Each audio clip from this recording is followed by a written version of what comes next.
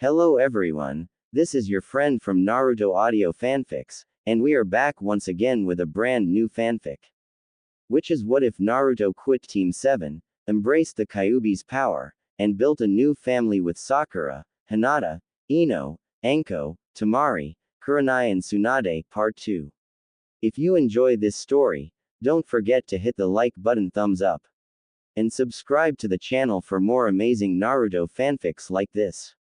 So without wasting any more time, let's start today's fanfic. Naruto paced around his living room wildly, Arashi and Kyuubi watching him. It had been 2 hours since Kakashi and Itachi had left. Naruto was furiously rubbing his temples.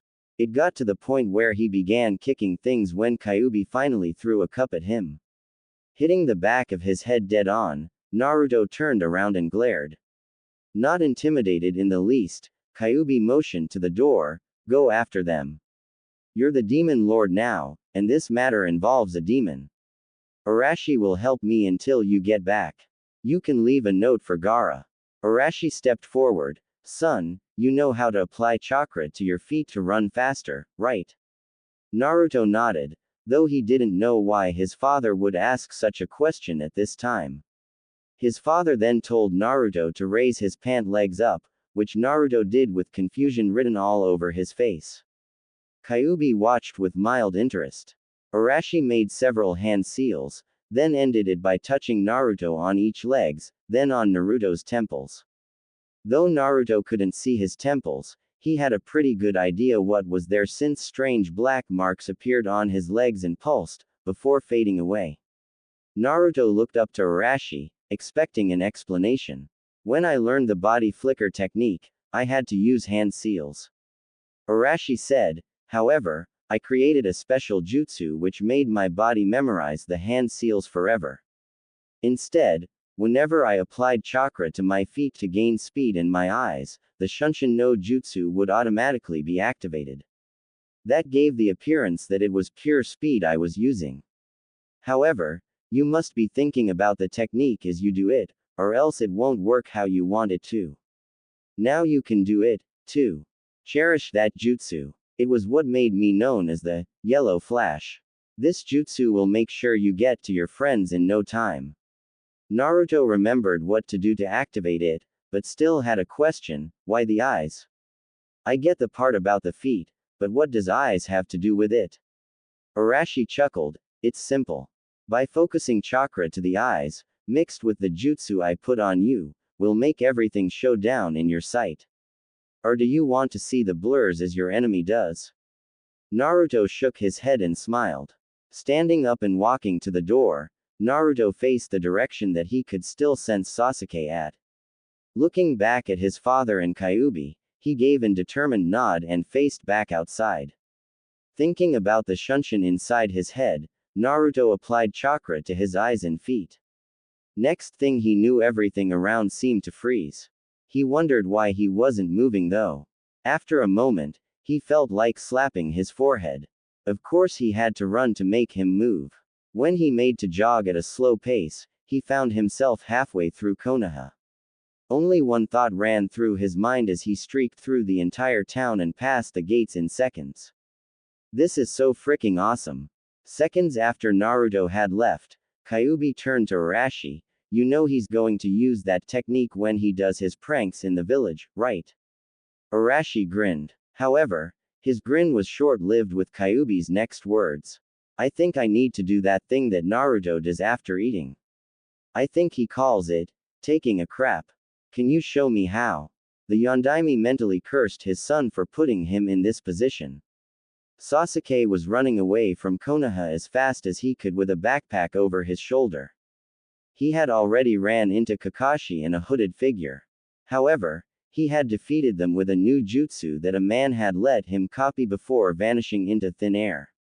They were not dead, but it was easy to tell that they would not be able to follow him until the jutsu wore off. The man who gave the kinjutsu was obviously more powerful than anyone he had ever seen. The head of an organization composed of the most powerful missing nin alive, and he wanted Sasuke to join.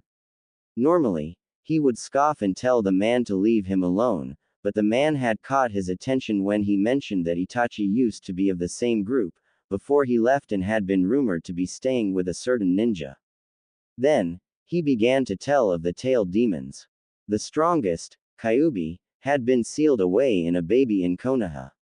The name of that baby was burned in his mind.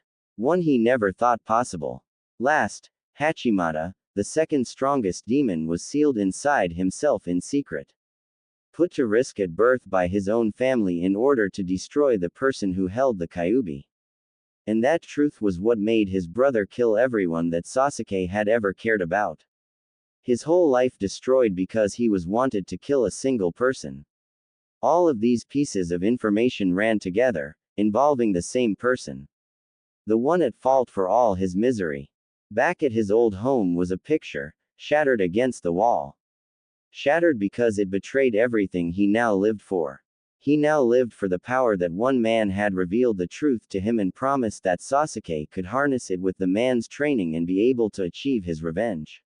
Also, another ambition, one that was newly gained. Back at his old home was a picture, shattered against the wall. Shattered because the image on it was of himself, and the person who had ruined his entire life. The person he would kill. His family's wish to him. Uzumaki Naruto. As Sasuke neared the border of Fire Country and Earth Country, he found himself blocked by a sudden blur that cracked the ground when it landed. Oi, bastard! Sasuke smirked. Luck was on his side, as always. After an embarrassing encounter between the two, Arashi and Kyuubi sat in a strange silence. It was supposed to be used to try to forget the moments before, but the quietness just made the images run through their minds over and over. Finally, Arashi couldn't stand it any longer. Nay, Kyuubi, why do you and Naruto dress like me? Kyuubi was silently thanking Arashi for ending the tension. I think that he looks up to you a lot, and even more so when he found out that he's your son. He also to me that the jacket makes him look really cool. Kyuubi paused and grinned sheepishly. Me, it matches my eyes. Naruto's father laughed. I bet with those new exotic looks, he'll be a heartthrob. Kyuubi nodded his head. He'll bear many pups. The color from Arashi's face drained, leaving it looking like it was a part of his coat. He fainted. Kakashi groaned as he sat up. As the genius he was, thoughts were racing through his head rapidly. Sasuke has run away, defeated his brother and his teacher with one unbelievable jutsu that he couldn't even begin to describe, and still had enough chakra to leave at an unbelievable pace. Not good. Getting his focus back, Kakashi looked to his side and used his hand to shake Itachi awake. As his partner woke up, Kakashi stood and prepared to make his way back to the village and inform Arashi and Naruto. Sweet bitter words. Unlike nothing I have heard. Sing along, mocking bird. You don't affect me, Dobi. Naruto smirked. Usually, when Sasuke taunted him, Naruto's anger would flare and retaliate. However, that no longer happened. The insults meant nothing, as he was no longer an idiot who was the dead last. Now, he was more powerful than most could get. Sure, some may be able to beat him as they have more experience. That problem will be handled soon enough, though. Why, hello, Sasuke-chan. Going somewhere. Naruto added the wrong suffix to further infuriate the person in front of him. Now the tables have turned, and Naruto was the kind of person not to waste things. Sasuke grinded his teeth together. This bastard was making light of an Uchiha. No way. Gathering his patience, Sasuke smiled. Yes, I believe I was. However, I think I can waste a few minutes. Since, it would only take that long to pound you into the dirt. Naruto awarded the taunt with a small chuckle. Now, Sasuke-chan, you do remember the last time you said it would minutes to defeat someone, right? I remember that you were floored by Rock Lee, who can't even use chakra. That must have bruised your ego more than your body. Even I found myself doubting my choice of a rival. Naruto's words worked exactly like they were supposed to. Blinded by rage, Sasuke yelled and charged at the demon lord. Enforcing chakra into his limbs, The Uchiha landed a roundhouse kick to the side of Naruto's head and another to the ribs, then followed with another powerful punch to Naruto's chest right where his heart was. Sasuke skidded to a small distance to observe his results. He didn't bother to keep his guard up, since the last hit would cause Naruto's heart to explode. However, as his breath began to regulate, Sasuke found that his jaw was begging to drop to the ground. There, standing exactly as he was before the fierce attack, was Naruto, with a smug smirk plastered on his face. As he looked at Naruto's body, he found not even dirt on his clothes and a scratch on his face. Surprised, Sasuke-chan, Naruto asked, "Did I happen to mention that when I put chakra to the places that you are going to hit, then your hits feel much like a child's?" Instead of charging forward, Sasuke found himself backing up. The kid in front of him was a monster, more than his demonic new features could ever portray. He packed all of his chakra into those hits. Not suspecting that there would be more to this battle, now he found himself at the other's mercy. Where was that Naruto that was the loser? The one that was so weak that he was ignored by even the pathetic Sakura. How Sasuke wished that he was facing the Dobi now. Then, at least, Sasuke would be able to get through this alive. Sasuke's thoughts were interrupted by a sharp pain inside of his head. First, it was a searing pain that made him collapse to his knees, but then simmered down to a small throb. Wondering if it was Naruto, he looked up from the ground to find Naruto looking at him, eyebrow raised.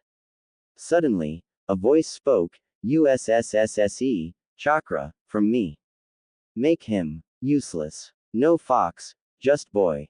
But still Kyuubi. SS seems like new master has risen. Maybe, weaker than old. Kill, kill, kill." Before Sasuke even had the chance to ponder where the voice that had sounded like a dumb brute had come from, or his words, he felt a strong flood of chakra spread throughout his veins, making his body feel a strange cold sensation. Like ice. Sasuke felt surprisingly calm once again as his thoughts caught up. The chakra. It was from Hachimata. Getting back up from his knees, Sasuke stood up fully, with a wicked smirk plastered on his face. With this power, he felt invincible. When he looked back at Naruto, he felt a cold fury spread through his head. That smug bastard was looking bored. Even with Sasuke's chakra ripping the ground. Naruto watched as Sasuke went to his maximum, which wasn't much since Sasuke's body was still human and could handle all of the snake's chakra. Still, it was about a fourth of his own chakra, and that was hard to believe. If Sasuke had the time to fully merge with his demon, they would probably be even. No way that was going to happen. When Sasuke had finished off gathering chakra, Naruto took it as his cue to do the same. Reaching into his chakra reserve, he found it soothing his body as it worked its way through his coils. Violet chakra swirled around him, a mixture of Kyuubi's red chakra and Naruto's old blue chakra. Instead of going to his maximum, Naruto matched Sasuke dead even. "I can go a lot higher than this, Sasuke-chan. However, I will not use any more power than this. I want to see which one of us can win just by skills alone." The Uchiha, mad in power, laughed. "You want to face me in pure skills, Dobi? Have you forgotten that I am an Uchiha, wielder of the Sharingan? Not to mention carrier of the eight-tailed demon, Hachimata. You don't have a chance, you know talent drop out." Naruto blinked. "Your point? I am Uzumaki Naruto, son of Uzumaki Arashi, known better as the Yondaime. Also, wielder of Rasengan and the Shunshin technique. Did I forget to mention that I no longer carry the demon fox, but, in fact, I am the new demon lord, Kyuubi." Sasuke smirked. "Yeah right. A demon lord has to be demon not human, Dobi. Quit trying to show me up. Also, please refrain from saying you're the son of a man who can't deny it cause he's dead. You may look like him, but that's where it stops." Naruto grabbed a kunai from his holster and aimed it at Sasuke's face. "I am no longer human, you asshole. Kyuubi changed me when I absorbed him. And, if you want to get technical about it, One of the techniques that Orochimaru used brought my father back to life. He's at my house now. However, if you don't believe me, you can see it for yourself when I bring your half-dead body back to Konoha. With that, Naruto charged with his kunai in hand. Closing the distance in seconds, the blonde pulled back his arm and slammed his weapon forward. Not good enough, Sasuke taunted as he stepped slightly to the side. Pushing a small amount of chakra into his eyes, as soon as he blinked it revealed the Sharingan. However, they were different this time. Instead of 2 pinwheels in each eye, there were 3. Dodging Naruto's punches, Sasuke pondered to himself, I can see his movement before he even makes it. And to such a degree. It's like 5 seconds before his move is done. Seeing isn't enough though. If I get hit by a single one of those punches, I'm through. I can barely dodge his strikes. Is he this close to being my equal? Naruto smirked. Adding chakra to his eyes and feet evenly, he thought about his new jutsu that his dad gave him, Shunshin no Jutsu. At first, Sasuke saw Naruto phase out of existence. Next, he felt a sharp pain enter his back. When he turned, he found a grinning Naruto. "B bastard, how did you do that?" Sasuke asked as he pulled the kunai out of his back. To his extreme relief, the wound closed up in seconds. Advantages of using demon chakra, he concluded. Does Naruto have the same ability? Sasuke flung his hand with the bloody kunai across the air, spraying his own blood into Naruto's eyes. Instantly, Naruto began wiping his eyes frantically. As Naruto was wiping the last of the blood away, he felt a kunai stab into his stomach to the grip. Grunting, the blonde boy forced his eyes open to see Sasuke smirking at him. Smirking back, Naruto yanked out the kunai. Instead of healing in seconds like Sasuke did, the wound closed even as the blade was being pulled out. By the time the kunai was fully out, there was no trace of a wound on his body. Sasuke pulled out a windmill shuriken. Looks like this will be a long battle, Dobi. Naruto pulled his large sword out that had been tied onto his back and held it over his shoulder, or it might be shorter than you think. Healing wounds take a lot of chakra. We'll both run out sooner or later, since I already promised that I won't use any more than what I had already shown. That's right. Deliverance of my heart. Be straight. Be deliberate. Wait. I'm coming undone. Unlaced. I'm coming undone. Too late. I'm coming undone. What looks so strong, so delicate? Wait. I'm starting to suffocate. And soon I anticipate. I'm coming undone. What looks so strong, so delicate? Kakashi and Itachi looked blankly at Arashi and Kyuubi. When they arrived back in Konoha out of breath, they didn't stop until they were at the Uzumaki house. Even as they ran, they saw the pandemonium in the village. After all, there had just been a war, and the Hokage was dead. Even Orochimaru had died, to which Itachi gave Kakashi the offhand comment that he killed the Snake Man. There were also rumors that the 4th Hokage was alive again, and he was currently killing the demon boy that had taken his life. Kakashi had rolled his eye at that one. Just wait until they find out, he thought. Now, Kakashi and Itachi were in the living room, wanting to bang their heads into the hardest objects they could find. Kakashi was using his book. Itachi frowned. You mean, we did all of that for nothing? Kyuubi snickered, afraid so. Naruto couldn't wait any longer, and it is his duty. So, he left after Sasuke. Dumb brat. Everyone turned around to see who had spoken, only to find Jiraiya. Arashi's eye twitched. And where were you, peeping? Tell the truth, Ero-sensei. The toad hermit fell to the floor. Not his father, too. Damn brats, they should respect me. Jiraiya jumped back up, ready to defend himself against the accusations. As a matter of fact, I was in the room with that sand boy. I wanted to check what seals the brat used to seal up the kid's demon. Also, I wanted to see how far along the merging is going. Kyuubi was paying attention now, and faster than Naruto expected. It seems that the demon is in some kind of hurry. The flow of chakra is causing burns on the boy's body, but the healing factor is making everything right in just minutes. Kyuubi looked outside. What's Shukaku rushing for? Does he sense? No, the kid would never be hurt that bad. However, Shukaku has an insane ability to predict how things will turn out. Jiraiya got everyone's attention. So, Arashi, you going to be Hokage again? Now that Sarutobi is gone, this village will need it more than ever.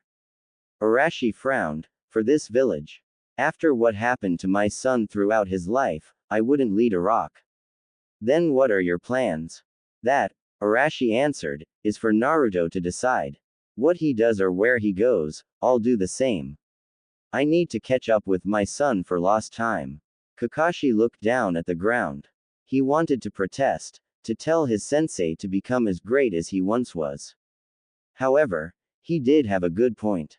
Being with their son is something anyone would want to do. Jiraiya nodded. He, too, understood his student's choice.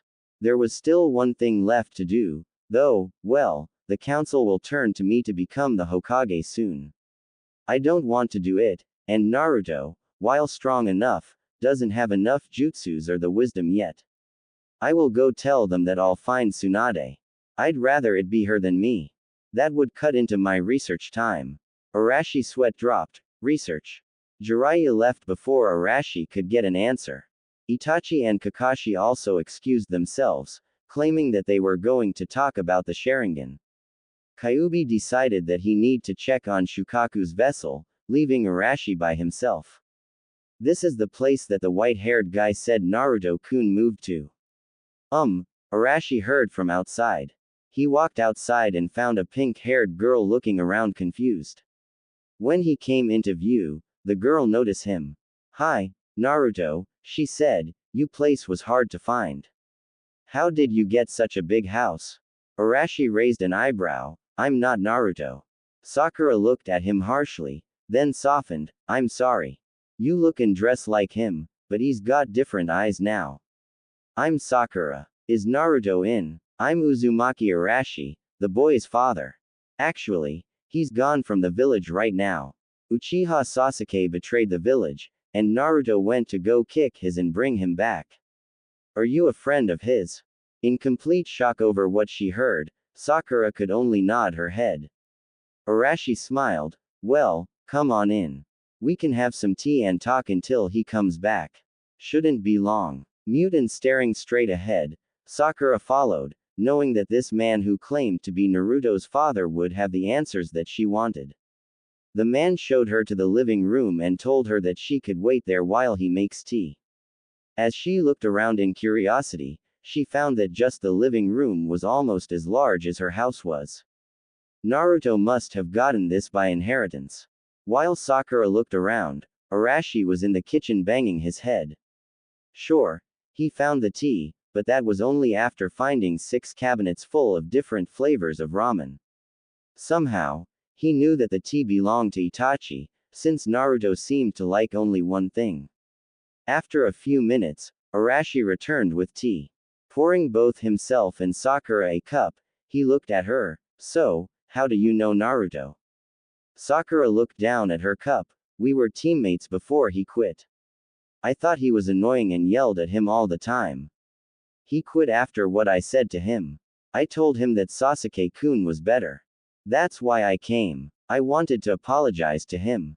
I see. From what I can tell, Naruto seems to be the best. I just came back today, mind you. I've never been around Naruto before. Sakura wiped away the tears in her eyes. Then you don't know how Naruto used to be. Up until a few weeks ago, Naruto was the class dead last. He was loud, rude, and couldn't perform even the most basic of techniques. The only reason he was a ninja was because he could use the shadow clone jutsu with ease.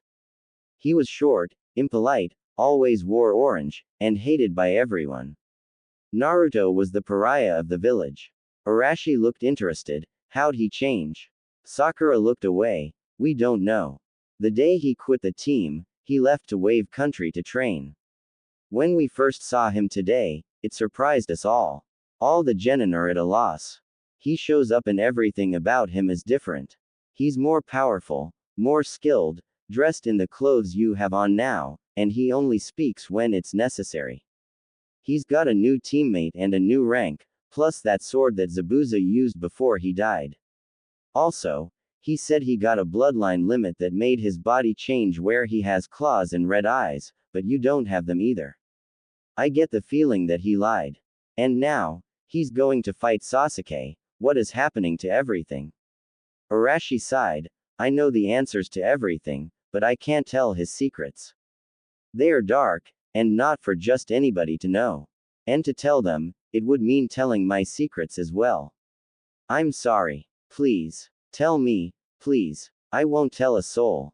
I promise. Once again, Arashi sighed. I'm only telling you this because I believe Naruto needs someone his age to understand him like some of us do. For starters, I believe I should tell you who I am and how I came back. It would explain what I did in the past and how Naruto lives. Sakura nodded, silently cheering herself on for being able to get some answers. Choke. Choke again. I find my demons were my friends. Getting me in the end. They're out to get me. Since I was young, I've tasted sorrow on my tongue. And this sweet chubby gun does not protect me. Naruto and Sasuke clashed their weapons together as hard as they could, the force of the blows pushing them apart. Their clothing had many tears and rips, though their bodies showed no signs of damage. Willpower was controlling this fight now. Both boys were at the last bit of their chakra, though Naruto still had a lot more that he had forbidden himself from using. If he ran out of chakra first, then he would forfeit. Simple as that. However, Naruto had the upper hand, surprisingly. His skills and tactics had greatly improved. There was no way that he was going to lose this. Just as that thought crossed his mind, several slashes emerged on his back. They were deep, and even his healing would take a few minutes to fix it. Falling down, he heard voices. The first was obviously Sasuke. You. Why did you do that? I was about to beat him. The other voice answered. Come, we have to leave. No arguing. The kid's wounds will heal soon, and you have to train before you can beat him. After that, the voices disappeared, and Naruto blacked out. That's right. Trigger between my eyes. Be straight. Make it quick now. Wait. I'm coming undone. Unlaced. I'm coming undone. Too late. I'm coming undone. What looks so strong, so delicate? Wait. I'm starting to suffocate. And soon I anticipate. I'm coming undone. What looks so strong, so delicate? Kyuubi was watching the vessel of Shukaku with interest. The kid was twitching uncontrollably. Though the vessel kept his shape for the most part, there were some changes. On the kid's skin, Shukaku's blue marks appeared. Also, there were claws instead of hands. In the middle of Kyuubi's study, Gaara jumped up, completely awake and looking around with star-shaped eyes. Master, I'm coming. The boy yelled as he ran out of the house, and Kyuubi noticed that it was in the direction that Naruto had left to. Opening his eyes seemed to be a difficult task for Naruto. His head was pounding in protest, and moving around made his muscles scream. As he opened his eyes fully, he did what all ninja did instinctively when they don't know how they got there. He observed his surroundings. A sweat drop appeared when he found that he was in his room. And I was expecting a dungeon with chains all around. That's it. I'm not reading manga for a while. Getting up, Naruto began to go over his memories of the last time he was conscious. Sasuke. Damn him. And damn that bastard who attacked me from behind. Damn that bastard to the 7th layer of hell for all eternity. Wait. I'm the Kyuubi now. Do I rule the 7th layer of hell? I should ask that bastard fox. Bastard human, gah. Best not to think of what he is. While he was deep in thoughts, Arashi and Sakura came into the room. First, they were extremely happy that Naruto was awake, but now they were having fun watching all the different emotions cross his face. Sakura looked at Arashi. 100 Ryu says his next emotion is confusion. You're on, said Arashi. 5 seconds later, Yondaime was crying like a baby as he handed Sakura her money. After a few more moments, they got tired of it, and Arashi bopped his son over the head, snap out of it, baka. Naruto whirled around, claws ready and his long, sharp teeth clearly visible. Upon seeing his father, Naruto relaxed, but not before rapping his knuckles across the older man's head. His eye twitching, Naruto turned to Sakura. What are you doing here? Sakura figured he was still mad at her. When they spoke after the finals, it was only because it was a time of war. Now, however, there wasn't anything that made him talk to her. Gathering up her courage, she spoke. I came by looking for you and Yondaime-sama told me you went for Sasuke. That was a week ago. You've been unconscious for 7 days. Naruto's eyes went wide. That's not possible. No matter how damaged I am, it only takes a day for me to heal. And I was only cut on my back a few times. Arashi, now better from Naruto's punch, nodded. Yes, but when we took a look at the skin, we found that there were traces of multiple poisons of different kinds. We were able to get them all out, but it was close. If Gaara and Shukaku hadn't gone for you, you would most probably be dead. Naruto looked over to Sakura when his father said Gaara and Shukaku. Where he was thinking she would be confused or scared, the girl only nodded. Frowning, he turned back to Arashi. What all does the girl know? Naruto's father smiled. Everything. I figured that you need to stop hiding some of the secrets that you have. You'd be surprised at how understanding she was. Snorting, Naruto turned towards the door out of his room.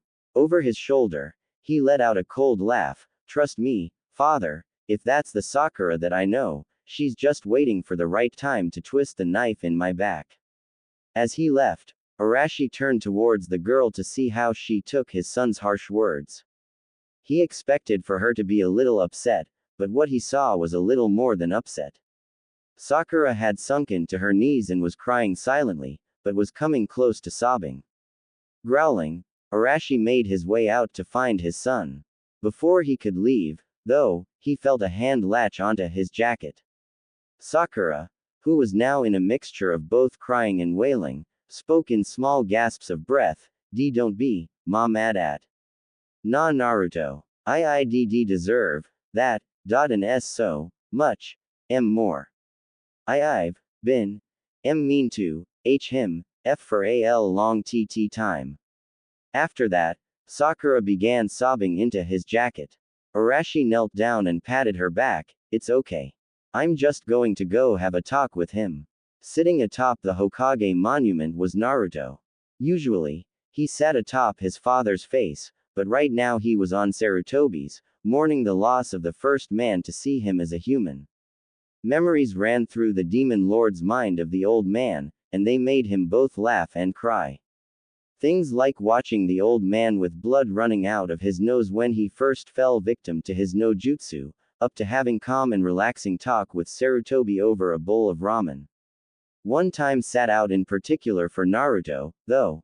It was when he was 7, and Sarutobi had come to visit him, as he usually did every other week.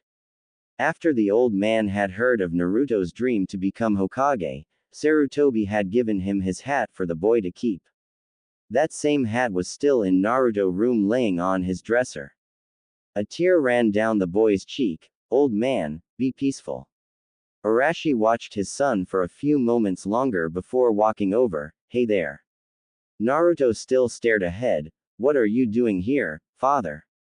Arashi sighed. You should give her a chance. Sakura has hardly been to her own home since you were brought back. She stays in the guest room.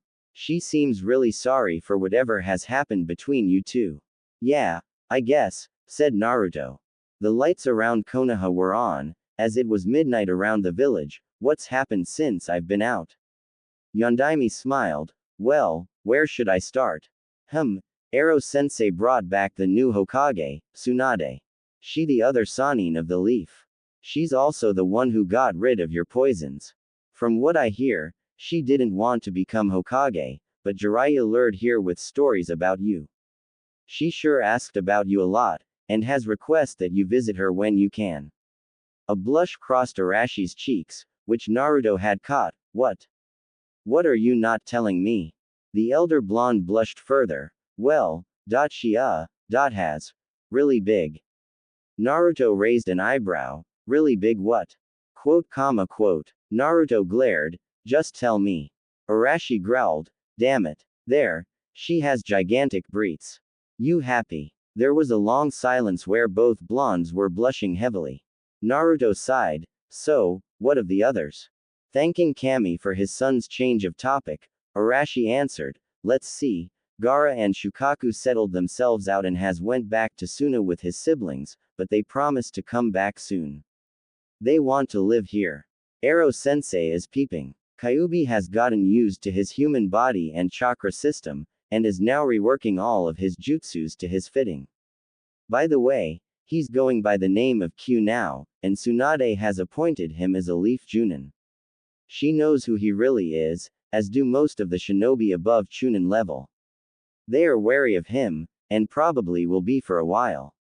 Itachi is training Kakashi on how to better use the Sharingan. As for me, I am a Junin and the Hokage has made a village announcement of my return and how it happened. Also, she has told the people about you being my son and how the Kyuubi is no longer in you. Along with Itachi's return, and Sasuke's betrayal. And the fact that you and Itachi are the new Sannin. Naruto shot upright, and Arashi merely waved his hand. They accepted the fact after a lot of reassuring that you two are no threat to the village. Girls of all different ages who saw you at the Chunin exams have been coming by and leaving you flowers, and pictures. From the new rumors, all of the Sasuke fan club, plus about 30 more have made the Naruto fan club. Naruto groaned, just freaking perfect. Arashi chuckled, well, you could always make a harem. I don't think the girls will mind. Naruto jumped up and waved an extended finger at his father, hentai. Though, once Naruto thought about it, there were a few good-looking women around. Surely, he could handle them all. Blushing madly, he shook his head of such thoughts. The next day, Naruto got up early and had left to take a look around. Sakura had gone home after he woke up the day before. As he walked through the village, he surveyed the damage done during the war. Though hardly any Leaf shinobi were killed, the villagers seemed a little shaken up by the whole conflict. Some buildings were damaged, and cleanup crews were fixing what they could. Anbu teams were taking enemy bodies and loading them up, preparing to ship them back to their villages. Several of the Anbu looked up at Naruto as he passed. Though their faces were covered in masks, there was no doubt of their respect as they bowed slightly. Bowing back, Naruto continued on. Halfway through his walk, Naruto noticed something with his senses. People were following him. Turning around, there was no one there. Thinking he was just off a little, he continued on. He got about 10 feet before the feeling came back stronger than ever. He looked around again. No one. As Naruto rounded the corner, he quickly jumped up to the top of the building he was next to, and looked down. Coming around the corner were about 10 women, all shinobi. They were whispering quietly about where he went and what they would do to him when they found him. Naruto thought they were mad at him, until he heard bits and pieces about whipped cream, strawberries, and restraints. That made Naruto choke for a second, which, in turn, got the girls' attention. There he is, girls. Let's get Naruto-kun. Thinking quickly, Naruto channeled chakra to his eyes and feet, running off in a flash of black and yellow. All the girls, while disappointed at his escape, were all giggling and praising him for his skills and speed. When Naruto finally dared to slow down, Naruto found himself in the forest training grounds where he and his old team had taken the bell test. What he also found, or who in this case, were Kakashi, Kyu, and Itachi. Kyu was flashing through jutsus, while Itachi and Kakashi were copying the ones that they thought were useful. Naruto had been looking for them anyway. Waving his hand to get their attention, Naruto greeted them, "Hey guys. What's up?" The three others looked over and smiled. It was good to see him awake again. Kyu chuckled, "Hey Kit, how are you feeling?" "Like I slept for 7 freaking days. Damn it, all that wasted time." Itachi smirked, I can't believe that you let my little brother beat you that bad. I thought you were a better ninja than that. Naruto frowned. Sasuke wasn't even a challenge for me. Someone snuck up behind me in the battle and cut me down. I'm guessing it was the leader of Akatsuki. Ah. Kakashi stood up. Well, I better go. You three should go get Arashi, and head over to the Hokage. She has been waiting to talk to you all. The others nodded, and were making their way towards Naruto's house to pick up Arashi. On their way there, Itachi moved closer to Naruto. Hey, Jiraiya has been telling Tsunade about your Hokage dreams and how you're always smiling. So, when we get there, you should lay it a little thick. Q nodded. That's not a bad idea. You should get on her good side, and she'll help you in matters of the council. Naruto let out a laugh. I already thought of that. I'll butter her up, but I don't really see the need. What can the council do to me? I'm untouchable, especially with my father, Ero Sennin, and you too. We're the best hope of this village. Q frowned. That may be true, but don't let it get to your head, Kit. I've watched some of the most powerful taken down by weaklings with a good plan. Myself included. I guess you're right. You guys go on ahead. I've got to take care of something. I'll meet you guys at the Hokage Tower. As Naruto walked towards his destination, the villagers whispered comments to each other. Is that the demon brat? Who knows? There's so many of them now, it's hard to tell. What do you mean? Well, I saw another person who looks just like him, but he had black tattoos on his cheeks. This one has the old demon spawn's whiskers, but he looks different from the demon. And the other, well, the new Hokage says that he's Yondaime-sama back from the grave. Are you serious? But why do they all look alike? Hokage-sama says they're all related. Apparently, the boy defeated the damn fox and now they say he is Yondaime's son. Naruto quickened his pace, not wanting to hear any more. Within 5 minutes, he arrived at the store that he had been to at least twice now. Walking up to the register, he spoke, "Hello, I would like to have you make some things for me." The old lady nodded. Of course, what would you like? Well, after explaining what he wanted from the old lady, Naruto was now on his way to the Hokage Tower to meet his friends. He greeted the secretary, who just glared and waved him by. Shrugging it off, Naruto opened the door and walked into the room where Itachi, Arashi, Q, and Tsunade were sitting and talking. Tsunade turned. Ah, I see you have woken up okay. How do you feel? Naruto lifted an eyebrow. I'm good. Why do you have a genjutsu over you? Tsunade's jaw dropped, while Arashi stood behind her waving his hands frantically and shaking his head furiously. Tsunade recovered from her shock. How in the hell do you know that, brat? Not even a Sharingan can see through my genjutsu. Naruto lifted a finger to his red eyes with the slits. No genjutsu is able to slip past the eyes of the Kyuubi. I can't see your true form, but the genjutsu's chakra shimmers every few seconds. From my guess, it's an age genjutsu, right? Tsunade frowned. Anyway, we were waiting for you to show up. From what I have read and heard about you so far is that you've absorbed Q's chakra and become the new Kyuubi, as well as the new Sannin, along with your friend, Itachi. Correct. Naruto nodded, and Tsunade continued. Also, Itachi, Q, and Arashi all swear that they will follow whatever you decide. What are you going to do? You have any choice open to you within my power, Uzumaki Naruto. Naruto didn't hesitate to answer. I have already decided. And your choice? The Hokage asked. Anbu. A new division. Split into 2 teams. In charge of hunting and eliminating S-class criminals. Only taking orders from the Hokage themselves. I already have the names of the people I want. Tsunade laughed. There is already a division created for that. The hunter nins are doing a fine job as it is. Naruto walked around the Hokage's desk and moved to a bookcase. Pressing a hidden button, a shelf moved and a single folder flopped out. Naruto grabbed the folder and threw it onto Tsunade's desk. Not any S-class criminals. Akatsuki. Itachi jumped up. Naruto.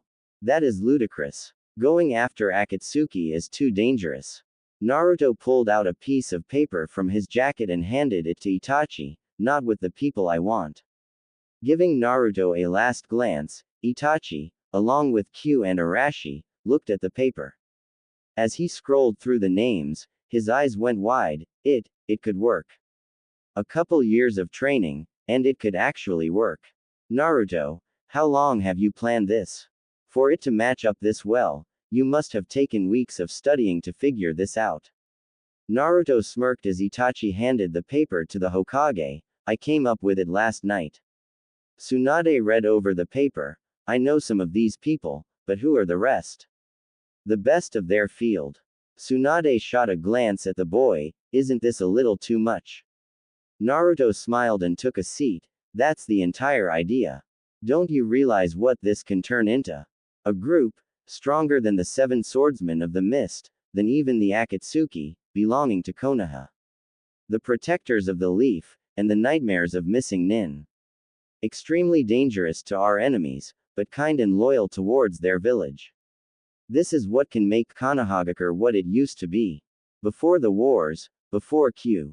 A return to our village's prime. There was a silence throughout the room. Everyone looked down, trying to imagine Naruto's vision.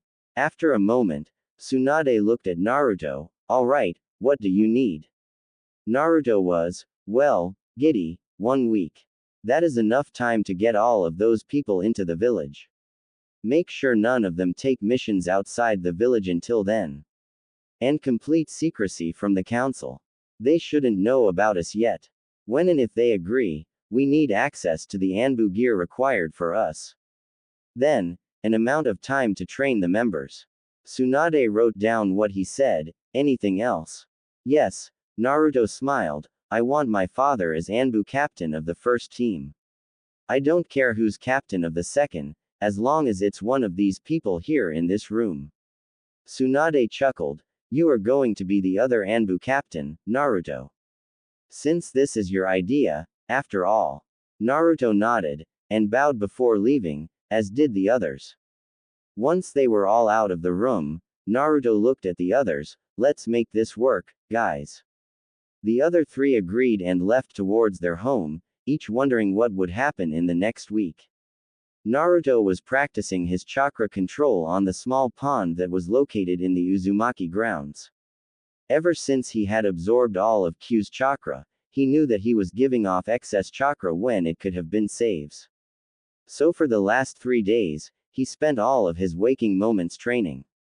So far, his chakra control had improved drastically, but he knew that there was much more he could do. There were 4 days left until he had to meet his new team, and he wanted to impress them. Yo, brat. Naruto looked over to see Itachi and Q standing there. Walking over to them, he smiled. Hey, guys. What's up? Q stepped closer. Kit, it's time that you performed the rituals. Rituals? Q nodded. We need for you to activate your demonic powers.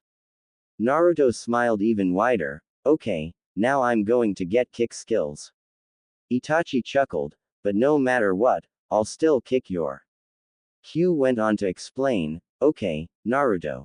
First, we'll go over what every tailed demon has the right to when they first are made. Naruto went to ask a question, but Q kept going. There are 2 parts. First, you have to copy an already existing bloodline limit. Then, second, you can improve that bloodline limit by adding one thing. Itachi raised an eyebrow. You can do that. Q nodded. Actually, that's how the Sharingan came to be. A tailed demon long ago was made, and he decided on the Hyuga bloodline, then improved it by sight and copying techniques with a glance. Thus, the first Sharingan. When he mated with a human woman, the Uchiha clan was born. It's a legend actually that there was only one true bloodline limit to begin with, but over time, the bloodlines varied so much, that they separated into traits that no longer resemble each other. Naruto and Itachi stood shocked for a moment, but Naruto, being Naruto, couldn't be quiet for long, so how do I activate this power? Q smiled. Well, first, you have to be watching the bloodline limit with extreme focus, and then you channel chakra to the places that it would affect, and say, demonic rights, bloodline copy. And there you have it. However, you will not be able to use it until you have thought of how to improve it. When you do, then just focus on the bloodline, as well as the improvement you want and how the entire thing will look in the end, then say, demonic rights, improvement. Itachi smiled. Think well on what bloodline limit you want to copy. This will be an important part of your power. Naruto nodded, and was silent for a minute before looking back to Itachi. Can I copy your Sharingan, Itachi? Itachi froze for a second, but then calmed. Sure, go ahead and do it. Naruto nodded, but, I don't want the Mangekyo. Can you go to the highest level without the Mangekyo? Itachi nodded, and his Sharingan dissolved into the Sharingan with the 3 commas in each eye. Okay, the first comma allows you to see through Genjutsu and Ninjutsu, and slows down motion just a little bit. The second comma allows you to copy Ninjutsu, Genjutsu, and Taijutsu, to a certain extent, just by looking at the hand seals and how the chakra moves. The third comma improves the first comma's ability even more by slowing down movement by several seconds, and allows you to copy taijutsu easier and can create small hypnotism. This allow you to make your opponent choose to do a jutsu, but slow them down at the last seal. Got that? Okay, that may be slightly wrong, but that's what I've been able to gather from the manga, and websites that explain the Sharingan. If that's wrong, then please try to go by this explanation just for this FIC. After all, that's why they call it fiction. Naruto nodded and looked at Itachi's Sharingan. With it in mind, Naruto channeled chakra into his eyes, and yelled out, demonic rights, bloodline copy. Naruto's eyes stung for a few moments, before the feeling faded. Q stepped up to him. Okay, now you have the Sharingan, but remember, you can't use it until you improve it, okay? Naruto nodded. Thanks, guys. I'll be back later to show you my super cool bloodline limit. Itachi and Q nodded as Naruto walked off, back onto the pond. Later that night, Naruto returned to his house to find Arashi, Q, and Itachi sitting in the living room. Hey. I did it. Check out my bad bloodline limit. Jidougan. Automatic eye. They all thought as they watched as Naruto's eyes remained the same red with slitted pupils, but 2 commas appeared on either side of the slit in both eyes. In the end, they were his regular eyes with 4 commas in each eye. Itachi looked at him closely. Well, I'm guessing that the first 3 commas are the same as the Sharingan, but what does the 4th comma do? And why is it called automatic eye? Naruto smirked. I'll show you. Someone, do a jutsu. Arashi made the seals for a mud clone, and the mud clone appeared. Naruto smiled and suddenly a mud clone of himself appeared beside him. The others were about to ask about it, but Naruto explained, the reason I call it Jidougan is because the 4th comma give me the ability to use jutsu without hand seals since the comma directs the chakra for me. It gives me the advantage during a battle in 3 ways. First, I can do the jutsu faster than someone who has to use hand seals. Second, no one can predict what jutsu I'm doing without my hand seals giving it away. And lastly, no one can copy my jutsu because there are no seals to copy. The other 3 stared at him in shock. Hand seals are what made jutsu what they were. Someone who didn't have to do the seals would have more than just 3 advantages. There were many more than that. Arashi was the most surprised. All his life, he had been the one to try to invent jutsus that used no hand seals, like his Rasengan and the Shunshin, but that was nothing compared to this. The Jidougan was possibly the strongest bloodline limit out there if the user were to be able to master it. And it was born into his clan. A great amount of pride welled up inside him. His son was going to be great. Arashi let out a yell of happiness. Take that, Hyuga Hiyashi. Naruto, along with Q and Itachi, sweat dropped at the sight. Once he was done, Arashi looked at Naruto. I'm going to the Hokage right now. She needs to know about this. Naruto nodded and Arashi left. Tsunade was just finishing up the day's paperwork whenever her office door was burst open. Glaring at the person, she realized that it was Arashi. What do you want? The male blonde could barely contain his joy, the Jithugan. The Hokage looked at him with a raised brow, automatic eye. What is it? Arashi smiled. Naruto invented a bloodline limit based off the Sharingan. His new powers gave him the ability to copy a bloodline, and make a single change to it. That made Tsunade sit up. He invented a bloodline limit from the Sharingan. What does it do? The man laughed. Everything that the Sharingan does, plus more. It appears as his red slit eyes, with 4 commas in each eye. Like the Sharingan's first 3 commas, it allows the user to copy Nin, Gen, and Taijutsu, see through ninjutsu and genjutsu, and predict movement. However, the last comma that Naruto made is what make the Jithugan set the Sharingan, Byakugan, and all other bloodline limits to shame. Tsunade was at the edge of her chair. If there was a new bloodline limit born to Konoha that was the strongest out of all others, then she wanted to know about it. Hurry up, Arashi. What does it do? Arashi smirked. It allows him to do jutsu without hand seals. Tsunade face faulted. That's it. There's a number of jutsu that can be done without hand seals. You know a few of them. Arashi let out a laugh. But any jutsu? You're not understanding it. He can do any jutsu, no matter how many seals there are, in a second. Also, no one can predict when he's doing a jutsu, or copy his jutsu. Held captive, arms cut off, it doesn't matter. He can still do it. Plus, add that to the Sharingan's abilities. Tsunade finally let it all sink in. With the amount of chakra that Naruto seemed to have, there was no chance of needing to turn it off during a battle either. But there were also dangers. Arashi, this will make him a big target, you know that, right? Someone may try to steal his eyes. Arashi frowned, but nodded. Q thought of that even before Naruto had the Jithugan. He working on a way to give the kid an automatic defense, like Gaara of the Sand, but to where he can choose for it not to protect him at certain times, like when there's no hostility in the person trying to touch him. Q said it would be hard, and there would be a lot of seals needed, but he would be able to have it ready by the end of the week. Tsunade breathed out a sigh of relief. That's good. After a moment, a mischievous grin came to her face. You know, Konoha could profit from this if there were more of his clan around.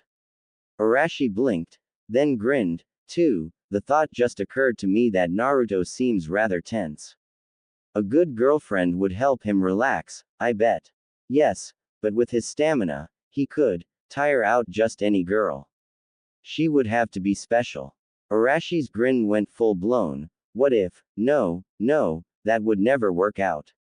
Oh, Arashi, please share your idea. It's for the benefit of your son, after all, Tsunade added with added enthusiasm. Well, Arashi said overdramatically, what if there was a way for his stamina to be divided up between, let's say, 5 or 6? All joking aside, Arashi, would he ever consider the idea of that? I'm not kidding when I say that his clan needs to grow larger, but really, a harem. From what I've heard, there's no way that he'd do that. Arashi sighed. True, but maybe if he started with one girlfriend, and we soften him up, then maybe. A big maybe. How could we soften him up?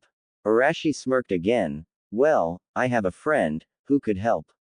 A big perverted friend who basically writes instructions for these kinds of things. Tsunade gave him a questioning look, before her eye went wide. Ooh. Back at his house, Naruto sneezed as he laid down to go to sleep. Someone is talking about me, and I don't think it's the normal kind of talk. About the same time that Tsunade and Arashi were talking about a harem, throughout the village, multiple people sneeze, but thought nothing of it. Sneezing was perfectly normal, right? The next day, Naruto woke up and looked around his room, as he always did. It was, obviously, a habit of shinobi to do such things. Feeling that something was off, Naruto took another glance around. Then, his eyes went wide. Sitting, innocently as they could be, On his bedside table were 7 little orange objects that Naruto hated with a passion. He would have thrown them away, but something compelled Naruto to read them, for they were books.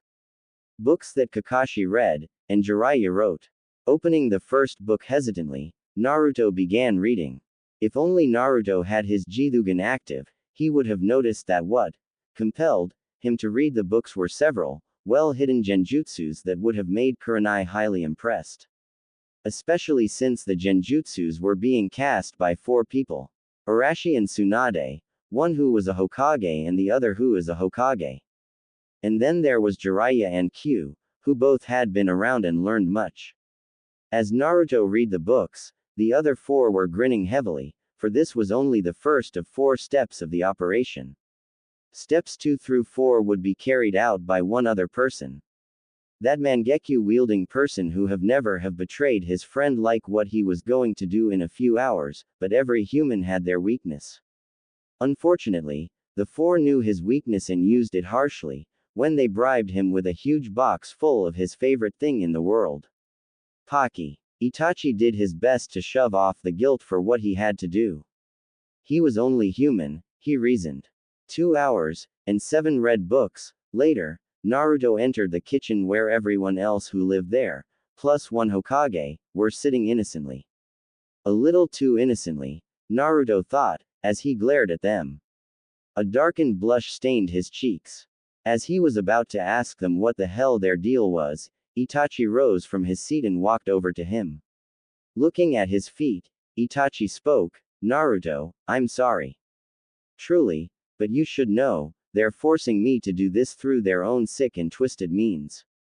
Forgive me." Naruto was about to ask Itachi was talking about, but Itachi looked him in the eyes, Mangekyo active. Itachi whispered, "Tsukuyomi." Right before Naruto froze, he said one word. Damn it. Naruto looked around. He could tell he was trapped in the most powerful genjutsu known to man as he looked up and saw the unnatural moon above. Before him, Itachi appeared. Naruto growled, "What the hell, man? I thought we were cool." Itachi sighed, "I'm sorry Naruto. Those other bastards are making me do this through ways below the belt. I have to do what they say. Hokage's orders." Naruto sighed, "Fine. Hurry up with it." Itachi gave his friend a look of sympathy, for now he was going to administer step 2 of the other's plan. For the next 24 hours, you will have the Ika Ika Paradise complete set contents flash before you over and over again where you have to watch. Instantly, large books appeared and as Naruto was forced to read them again and again, a furious blush stained his cheeks. After what seemed like years, the 24 hours were up, and Itachi was back. "You holding up okay, Naruto?" Itachi asked. With the words imprinted in his mind, Naruto glared, "You think this can beat me? When I get out of here, I'm going to kick all of their asses." Itachi smiled, "Good to see you're holding up okay. Just keep it up, and you'll define. Only 2 more parts left." Naruto nodded, "Thanks." Itachi began again. This was step 3. For the next 24 hours, you will listen as the words of the complete set of Ika Ika Paradise books are read aloud over and over again with the erotic scenes told in a seductive voice. Naruto's eyes went wide as a very voice whispered the words into his ears. He could swear that the voice was overacting the moans of the women in the book. After 24 hours had gone by, Itachi came forth once again. Itachi looked at Naruto with worry, "How you holding up?" Naruto blushed. "Those sadistic bastards.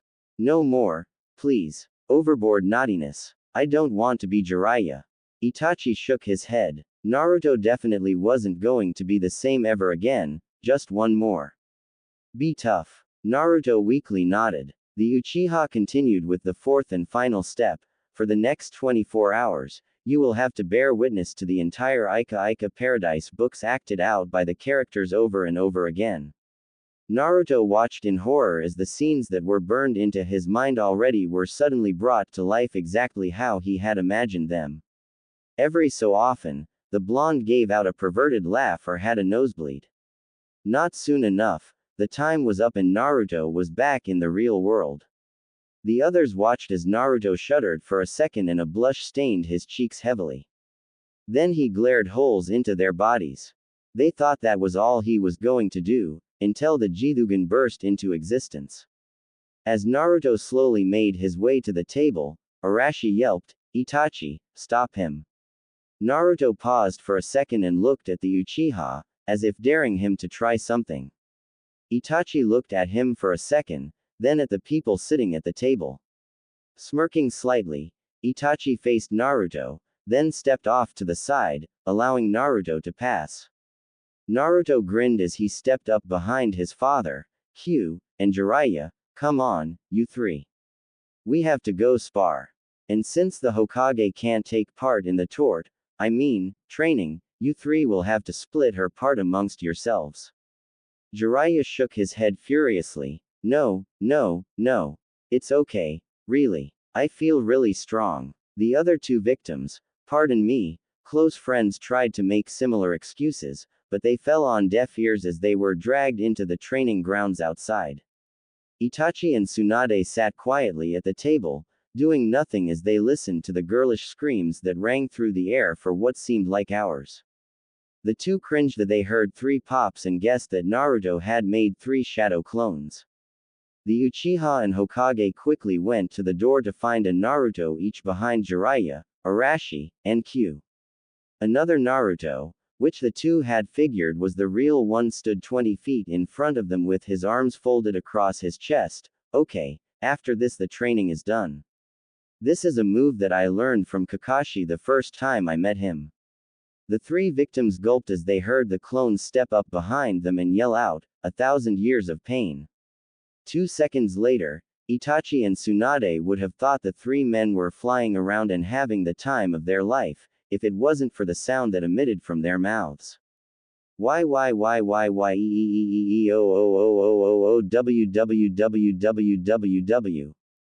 The original Naruto walked back into the house, past the frightened Uchiha and Hokage, with a big smile on his face. The blonde kid walked over to the refrigerator and opened it. What shall I have for breakfast?" For the next 3 days, Naruto trained his Jidougan from dawn to dusk as much as he could. Then, from dusk to midnight, he would read his new book that Jiraiya had give him.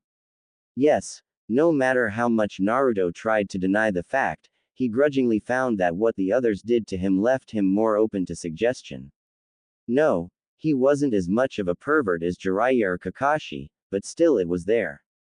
In public, he maintained a normal attitude of a shinobi. In private, his room held the secret of perverted giggles escaping his mouth. That did not, he reasoned, mean that he was a closet pervert like that sunglass-wearing guy that he hadn't bothered to learn the name of. And yes, I know his name is Ebisu. When he walked around the house, he found the Kyuubi, Arashi, and Jiraiya did their best to avoid him unless there was a reason not to. And when Kakashi came over, the masked man found 3 sets of glares on him as well as whispers of idiot techniques. Gaara and his siblings had arrived in town and were now classified as Konoha Leaf Chunin. Temari and Kankuro had moved into an apartment, while Gaara had moved across the hall from them, claiming that he needed his own space, which was, in fact, Naruto's old apartment.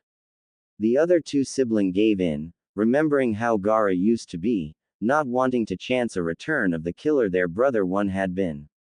In all, the rest of the week passed by, and Naruto, Kyuubi, Kakashi, Itachi, and Arashi were each seated in one of 10 chairs that were all facing the desk of the Hokage, who was looking out of her window as the summoning birds flew through Konoha toward their targets.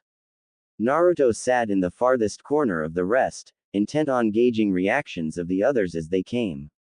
A large box sat beside him. Mitarashi Anko and Yuahi Kurenai were seated in a local restaurant as they gossiped about the males in the village who had the potential to be with them. Anko, slightly twisted, was shouting about why she had never gotten laid yet, and Kurenai, who just blushed but silently agreed, heard a ruffling of feathers and turned to see 2 birds sitting on their table. As they reached for the papers that they carried, frowns came onto their faces as they read the notes that were addressed to each of them. Report to the Hokage immediately. The reason they frowned was because that type of note was rare, and always meant trouble. Hyuga Hiyashi took the note from the pigeon and allowed the bird to go. He walked through his estate, and into the dojo, where Neji was training. Neji, you have been summoned to the Hokage's office right away. Neji turned towards his uncle, and bowed. Thank you, Hyuga-sama. As Hiyashi left, Neji wiped off the sweat on his face and made his way to the Hokage tower. Something is going on here. Gaara, now without the black rings around his eyes and only ash gray, was taking a small nap when he was forced to wake by a tapping on his window. Still grumpy, black pieces of grain went over to the window and slid it open harshly, and closed in on the bird. However, instead of killing the animal, the sand brought the bird over to him, and Gaara noticed that there was a note tied to its foot. Retrieving the note, the bird flew out of the window as if it was scared to death of the kid. Reading over the note with his name on it, Gaara got up and made his way towards the Hokage tower. Damn, there goes my nap. In the forest, two green-suited men were hard at work, punching their respective trees. Guy turned to check on his student, when he noticed a bird land near. Crouching down, he untied the note and read over it. He nodded. Lee. The boy turned. Yes, Guy-sensei. The Hokage requests to see your passionate flames of youth in her office right away. It would be unyouthful to not be there in under 5 minutes. Rock Lee nodded. Yes, Guy-sensei. I will do my best to honor my flames of youth and will be there in 3 minutes. Lee. Guy-sensei. Lee. Guy-sensei. I'm going to end the scene right there in order to preserve my own sanity, as well as yours. Trust me, the only thing you miss is that they continue for 2.5 minutes, leaving Lee to complete his task in 30 seconds. Naruto smiled as the empty seats began to fill by the people he had chosen, and he was proud of his picking. They all were radiating with confidence and power, as well as confusion, but that was understandable. As Lee burst into the room and took the last seat available, Tsunade started, all right, let's keep this simple. You have been chosen to become Anbu. Kakashi stood up. Though he arrived with his sensei and the others, he had not known what the meeting was about. With all respect, Hokage-sama, but why was I chosen? I retired as an Anbu captain, why would I want to join again, especially as a rookie? Tsunade nodded. Your concern is well placed, Kakashi. However, this is no normal Anbu squad. A certain, new bedwetting Anbu captain, Naruto glared at her, has proposed a new chapter in Anbu. You will become the best of Konoha, as this captain has put, the nightmares of missing Nin. This idiot, probably gay Anbu captain has seen all of your strength, and has hand-picked you. By now Naruto was seething. The Hokage was goading him, and it was working. He stood, and marched to her desk. Listen, you old hag. I do not wet the bed, I am not an idiot, and I am not gay. So, stuff your insults up your senile. As Tsunade's eyes twitched, everyone else was looking at Naruto with wide eyes. Though Naruto and Tsunade were glaring daggers at each other, Kakashi was unfazed. Naruto, what's going on here? Anger forgotten, Naruto turned towards Kakashi and the others. Well, essentially, you have been invited to become Konoha's best of the best. I have picked you, as an Anbu captain, since you have the potential to become greater than your peers. This division is dedicated to the elimination of missing Nin. I have faith in you all. Do you accept? Neji and Lee easily accepted, seeing that this was their chance at becoming stronger. Kurenai and Anko, who was already an Anbu, agreed and accepted. Itachi, Arashi, and Q were obviously agreeing. Gaara grinned darkly and nodded. One by one, they all accepted, until the only one left was Kakashi. Naruto walked over to him. Kakashi, we need you. Please. The top priority is Akatsuki, which Sasuke just joined. Kakashi looked at the kid who used to be his student. The look in his eyes showed that he was practically begging. Knowing Naruto, that meant a lot, and Kakashi had no choice but to give in. All right, I'll do it. Naruto smiled and clapped his clawed hands together. This is good. Now, you are all free for today, and tomorrow I want you all at training field 7 at 10 in the morning. Naruto paused, and glared at Kakashi, all of you. Naruto walked over to his chair and picked up his box. As he walked out of the door he stopped. Oh, yes.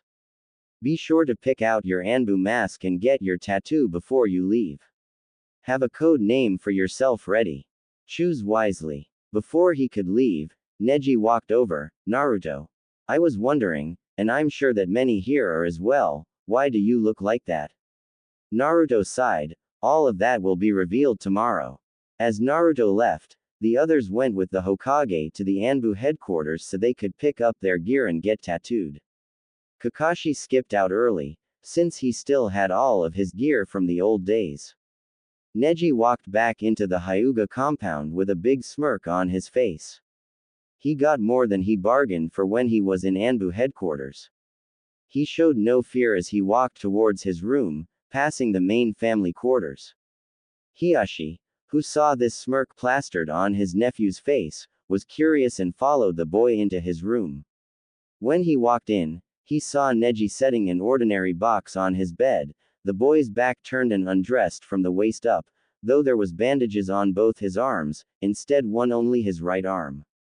It seemed that Neji noticed him, and spoke with his back still turned. Yes, Hyuga-sama.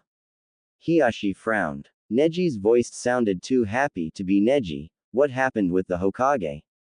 And turn when I speak with you, boy.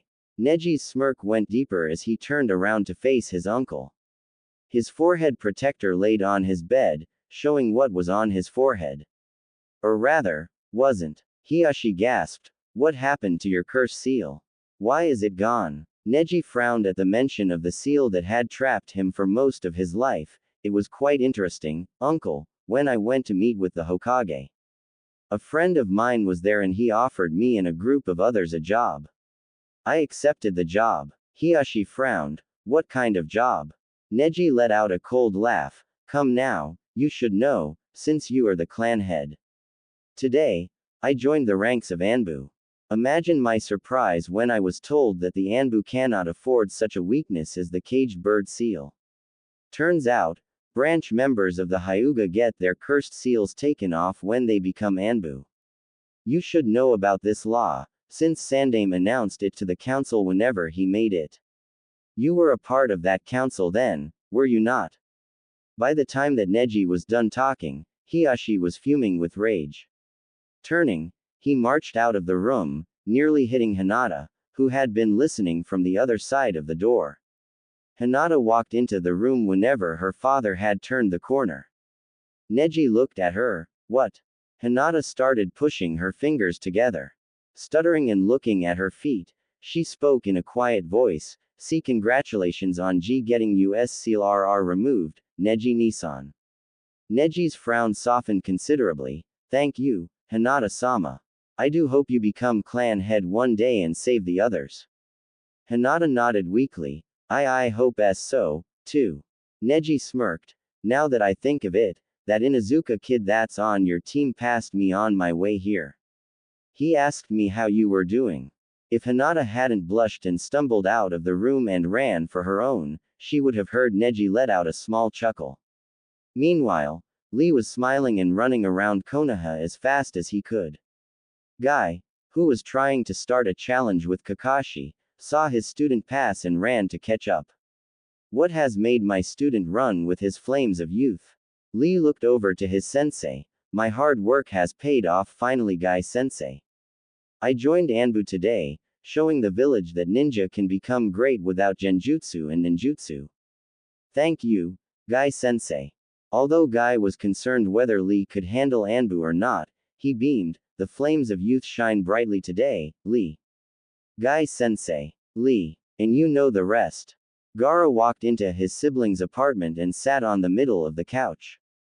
To his left, sat Tamari, who was polishing her fan. To his right, sat Kenkiro, who was adding another poison to his puppets. Gaara broke the silence. I was made Anbu today.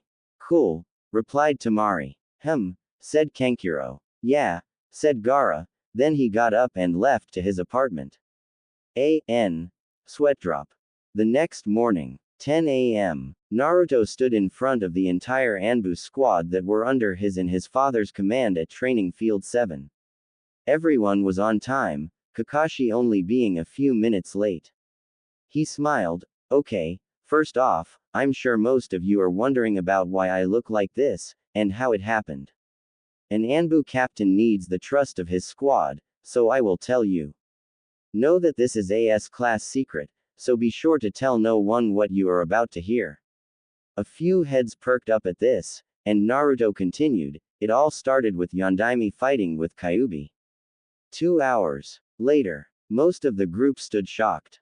Neji, being fast, spoke, as he looked at Q. So he is, Naruto nodded, and Neji pointed at Arashi, and Naruto smirked and nodded, and Neji dropped his hand, and you're. Naruto laughed, afraid so. Lee looked at him with wide eyes. Naruto, you are the coolest. Naruto's sweat dropped. Thanks, I guess. Now, I want you all to put on your masks. They did so, as well as himself. Okay, from left to right, I want each of you to introduce yourself, tell the others your chosen code name, and what qualifies you for this job. Now start. The person in the dragon mask stood forward. I am Uchiha Itachi, codename Scavenger. The reasons why I am qualified for this job is because I have Anbu level chakra, the Sharingan, the Mangekyo, I am a tactician, and I have a great deal of Kaden Jutsu. Naruto nodded, writing everything down on a pad, and motioned for the next. The person in the bird mask stepped forward. I am Uzumaki Arashi, codename Yellow Flash. I am qualified because I have Cage level chakra, a large amount of techniques, Rasengan level 8, high experience, and the frog summon. Writing it down, Naruto pointed at the next. The person in the raccoon mask stepped forward. Gaara of the desert, codename Tanuki. My skills are Demon level chakra, control of the iron sand, demon rights yet to be active, automatic defense of sand. Nodding, Naruto pointed to the next. The person in the red fox mask stepped forward. I am Q, codename Kitsune.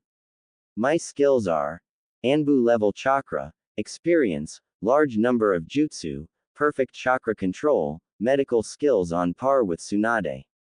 Naruto's eyes went wide. He didn't know Q had medical jutsu. Shaking himself from his stupor, he pointed to the next person.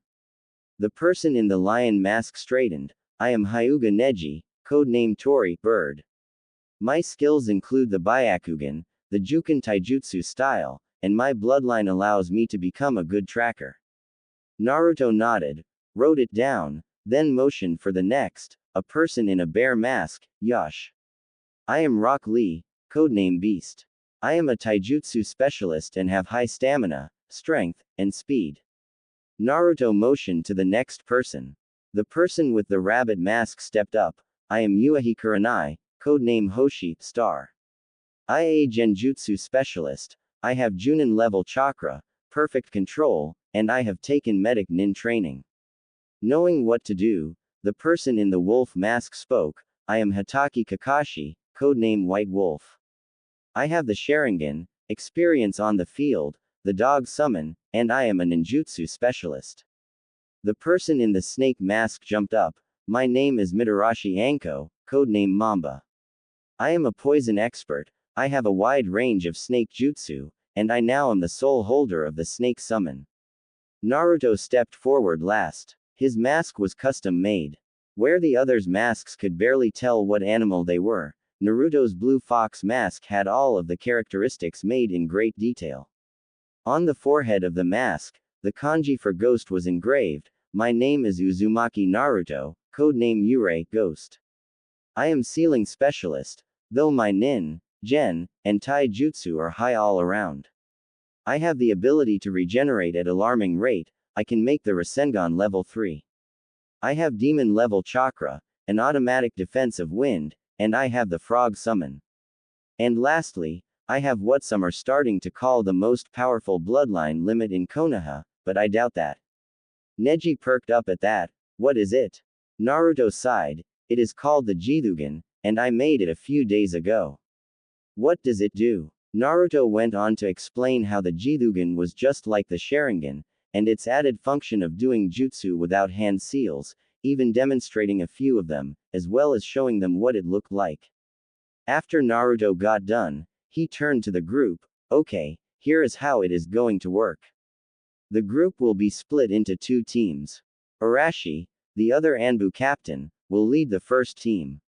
That team consists of Kakashi, Gaara, Kyu, and Neji. My team is Anko, Kurenai, Lee, and Itachi. The others nodded and they separated to their own teams. Naruto continued, though we will sometimes train and do missions together as a group, there will be times when only one team, or any other amount will do. Your captain will tell you how you will be trained. Your code names are only to be used around other people, or on missions. Training, we will use regular names. Everyone nodded, and Arashi began to take his team to their own training spot, but Naruto stopped them. Before you go, I have a couple things to say to you all. First, you should be extremely proud of yourselves. This Anbu squad will become legends, for its members are great and will do great things together. Second, no one of us are better, for you are a whole. Teamwork is extremely important here. Naruto turned and stood in front of the memorial that he had seen during his genin test. Without turning to look at the group, he spoke. Last, I want you all to hear this and think upon my words. Kakashi, will you tell us all what you told me about this stone? Kakashi looked at Naruto weirdly, but answered anyway. It is a stone that has the names of the heroes of Konoha engraved into it. Naruto nodded. When I first heard that, I immediately told my teammates that I wanted my name on this rock. So I could be a hero and show everyone what I was made of. But Kakashi then told me something else that made me stop. He told me that the kind of hero that are engraved on this stone are the kind that have died for their village. I regretted saying that I wanted to be on here. Naruto turned around to face the group, who were looking at him intently. In a stronger voice, Naruto continued, now I stand here, wiser, in front of you all. I have came to a conclusion recently. I want to be on that stone one day. The others began whispering to each other about Naruto finally losing it, but Kakashi stepped forward. Naruto, why would you want to die on a mission, killed on the battlefield? That's insane. Naruto smiled softly, the others seeing it since he had his mask off. Is it, Kakashi? I can think of no better way for an honorable shinobi to die, than to die for their village and their precious people that live in it. I want you all to think of what you would fight and die for, and never forget it, because you can only fight at your best if you have something to protect. That is all. Arashi, you are free to take your team away now. Even though they were dismissed, each one of them came up to him and bowed to him, each saying that they were proud to be working with him. When all that was done, all that was left in Training Field 7 was Naruto, and his team. Even though the silence was great, Naruto decided to disrupt it. Okay, guys and girls. I don't know how Arashi is planning to train his team, but you guys better get ready. Today is your first day. I will tell you what each of you need to do, and you will have 1 month to complete it. This is individual training, so we will meet here every Saturday, and I will test your progress, understood? Yes, sir. Naruto smiled. Now that's music to my ears. Okay, Anko, from what you told me, I have come up with this. You will find at least 10 new poisons and have them perfected. Also, learn 5 new jutsu that do not consist of snakes. You need variety. You can go now. Anko nodded and ran off, and Naruto turned to Itachi. I want to be at the library at all times, except when closed. Learn as many jutsu as you can. Also, you have become dependent on your Sharingan, so you are not allowed to activate it at all for the next month. That is all, you are dismissed. Itachi frowned at the thought of not using the Sharingan, but he knew that Naruto was right, and he left towards the library. Naruto then turned towards Kurenai. Now, you are above average in genjutsu and they can be fatal sometimes if the rumors are correct. However, your medic skills are only average, and your physical strength is poor. I have seen this from your files. For this reason, I have already talked to the Hokage. You are to train under her as she trains another student, Haruno Sakura. Be glad, I was only able to get her to do this because she lost a bet against me. You meet her today at 5. Kurenai nodded, and left to get ready for her lessons. Now it was only him and Lee. Naruto sighed, Lee, I'm going to be straight with you. I have looked at your file and have found out why you can't use chakra, and right now, I'm trying to create a sealing technique that will take care of that problem, but it will take some time. Lee was about to speak, but Naruto continued, however, for right now, I want you to find a weapon that suits you and master it. I know how hard you work, so you should be able to master it quick. Try getting Guy to teach you some more advanced taijutsu. There is one more thing I want you to do. It will be hard to do missions with how loud you can be sometimes. Try to tone it down a little and be more relaxed, okay? Lee nodded and left, and Naruto gathered his things and headed back towards the Uzumaki training grounds, intent on doing some training of his own. The 1 month of training had come and gone like they were nothing. Naruto's team had improved just as he had predicted. Though it was nothing amazing, the progress was still made, his own included. During the first week, he had mastered his Jidougan completely. The next week, Tsunade gave him an S-class mission with a 2-week time limit, which was to use his Shunshin to spend time in Earth and Cloud Country and use his Jidougan to copy as many techniques as he could from them. Naruto got quite a few new and powerful jutsu from the mission, though his favorite type of jutsu quickly became Raiden, and he stayed there an extra 2 days to get all of the good jutsu while watching a Junin train. He got back just in time to meet with his team to discuss their progress, since he missed the last meeting.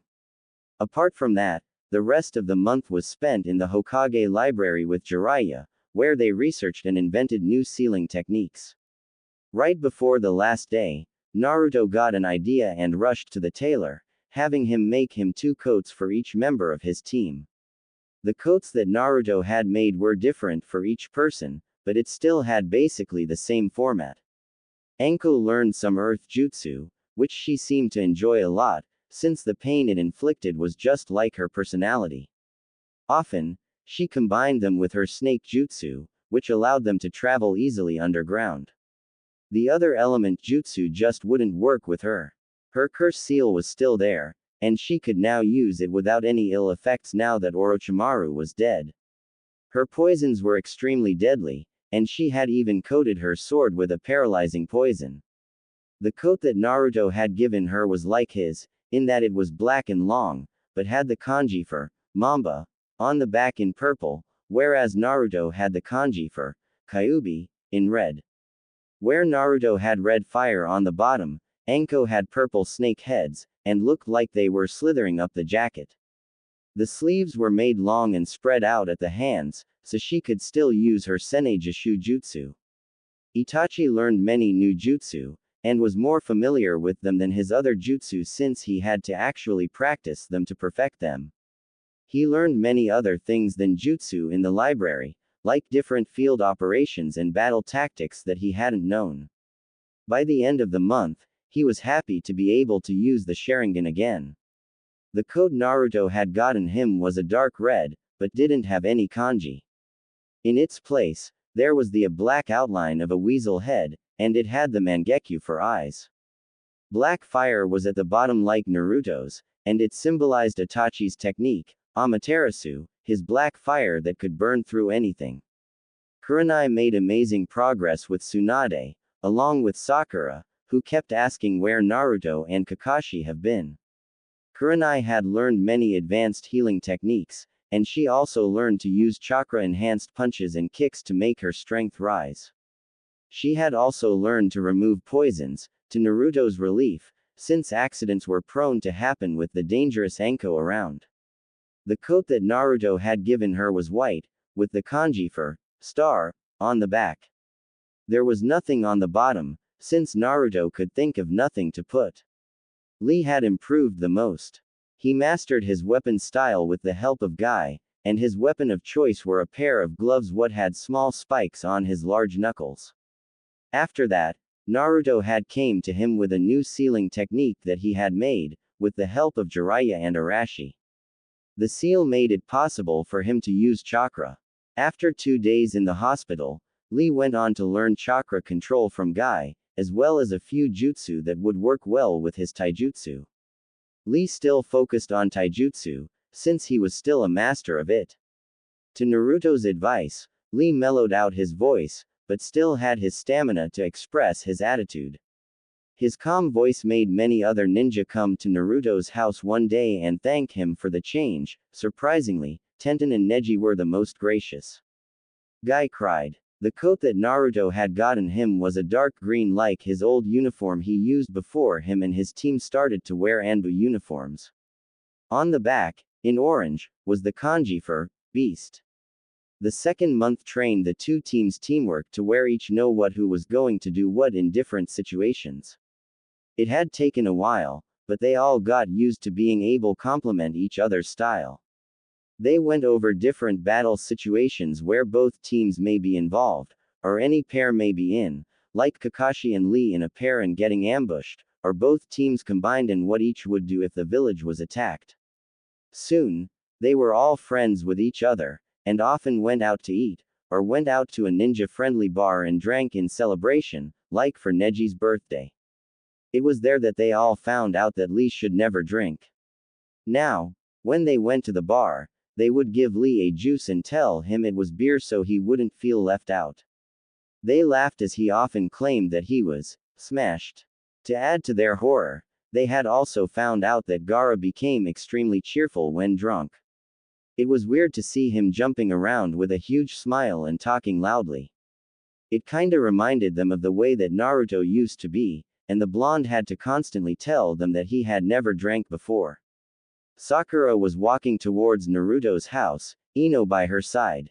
The blonde had insisted that she tag along, saying that she wanted to get to know Naruto ever since Sakura started talking about him and Sasuke back when her team started. Sakura ignored the blonde as she remembered when she finally got to talk with Naruto. Flashbacky goodness. Sakura had found the courage to go apologize to Naruto. When she got to his house, he had invited her in and told her that he had to do something for a moment, but she could wait in the living room for him. Thinking nothing of it, Sakura was surprised when she walked in and found the Hokage, Jiraiya, Itachi, Arashi, Kakashi, and the person that Arashi had told her was the Kyuubi, who Naruto put in human form. They were all talking about the old days, and Q added about the old days since he had been around for a while. The conversation stopped whenever they noticed her walk in, and they greeted her kindly and offered her a seat. Sakura bowed and sat down. It was awkward to have all of these powerful and famous ninja in one room, just talking to each other in a normal fashion. It was then that she realized that no matter how great a person was, or famous, they were still normal people in the end, and it made her smile to think about it. She was brought out of her thoughts whenever Naruto came into the room with a tray with 8 cups and a large bottle of chilled sake.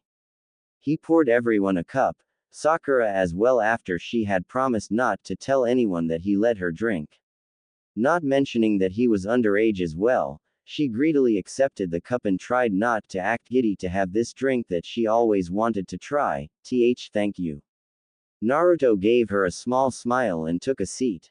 Turning towards the others, he started a conversation. So, pervert, who gave you the black eye? You get caught peeping again. Sakura turned and glared at the man with the black eye, but he had denied it while chuckling nervously and pushing what looked like a spyglass deeper into his pocket. Instead, Sakura turned back to Naruto. Naruto, do you always have guests coming by? Naruto sighed. Only recently. It's kinda weird, but I like it. I'll let the old hag come by any day. She really sucks at poker, but she can't refuse a bet.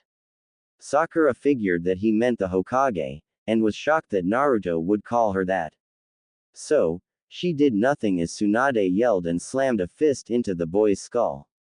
As time went by, the guests slowly departed, and the ones that lived in the house went to do their own thing.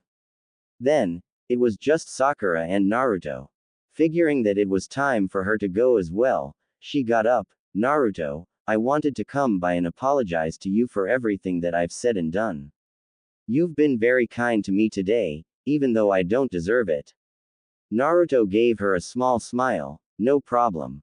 Come back anytime. Sakura smiled brightly and nodded, then left back to her house. End flashbacky goodness. When Sakura came back to her senses, she saw Ino looking strangely. Hey, sorry. We almost there. Ino raised an eyebrow, but nodded, and the two continued on until they arrived at Naruto's house, just in time to see 4 Anbu leave out the front door, Naruto right behind them. Ino quickly pulled Sakura and herself into the bushes so they wouldn't be caught. From their hiding place, they could hear Naruto speak. Finish what you were doing and check back in at the end of the week. He paused, then looked right at the bush where the 2 girls were hiding, but turned back towards the 4 Anbu. You are dismissed. The 4 nodded and took off, and Naruto stayed on his porch. You 2 can come out now, they're gone. A few moments later, 2 very guilty-looking girls walked out with the bushes and up to Naruto. While Sakura figured it was none of her business, Ino was curious. Naruto, why were they here? Why were you able to order them around? Instead of being angry, Naruto smiled. We all have secrets, Ino-san. If you 2 would like, you could come inside. The girls nodded, and Naruto led them inside the house. He started out giving them the basic tour of the house, showing them various rooms and the training grounds outside.